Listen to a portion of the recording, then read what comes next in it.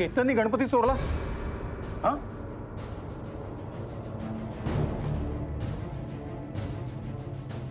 So shameful.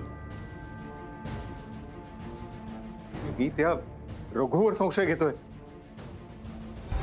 माझा विश्वासच बसत नाही ग. माझा मुलगा असं काहीतरी करू शकतो. रणदीप, ते काय कमी पडू दिलं आपण त्याला? आणि तू सांगतेस पोलिसात जाऊया? काय सांगणार होतो आपण? घरात चोऱ्या करून काय रंग उधळतोय कोणास ठाऊक.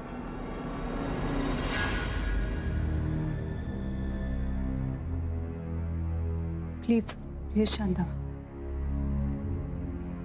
हे बघा, मला असं वाटतंय की हे सगळं त्याने पैशाच्या हव्यासापोटी नाही केलं.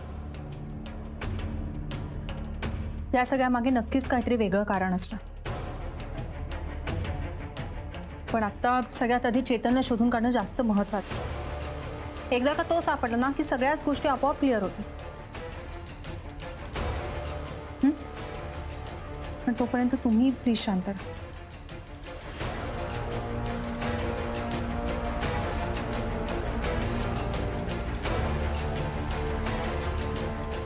हा राकेश, चेतननेच गाडीतली गणपतीची मूर्ती चोरली होती. हो, एक काम कर, जवळपासच्या सोनारांकडे चौकशी कर. कोणीही अशी मूर्ती तिथे घेऊन आला होता का हे बघ. हो, मी चेतनचा फोटो पाठवते तुला. ओके.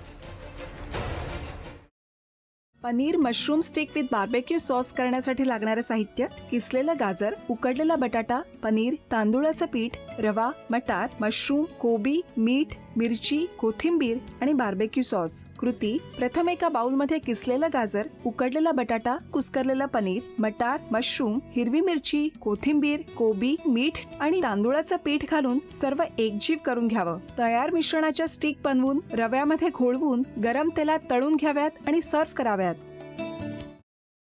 मामी, कोणता भक्त हाक मारतो आहे? ध्यानात इतके मग्न आहात. बाणाईला भेट घ्यायची आहे देवी. वाटलंच मला. ती अस्वस्थ असणं स्वाभाविकच आहे. तिच्या दृष्टीने हे सारंच गोंधळून टाकणार आहे. अशा वेळी तिला तुम्हाला किंवा मला भेटावं असं वाटणं हे स्वाभाविक आहे. नमस्ते अंकल जी. वो हमें आपसे कशा करता आलेस तू इथे? विकीची चाळी करायला? काय समजतो काय स्वतःला तू? अरे आजारपणात माझा जीव वाचवला म्हणून घरातल्या पोरी बाळींवर. अरे कुठून कुठून येता तुम्ही? नाही ते उद्योग धंदे करता इथं. खपवून घेणार नाही मी सांगतो तुला. मी फार वाईट माणूस आहे, लक्षात ठेव. पोलिसात देणार होतो तुला. केवळ विकी आडवा आला म्हणून लक्षात ठेवलं. ते इथून दिंड काढणार होतो तुझी मी.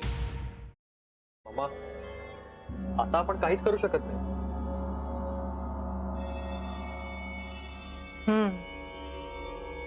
पण आर्चिस, हे असं कसं शक्य आहे?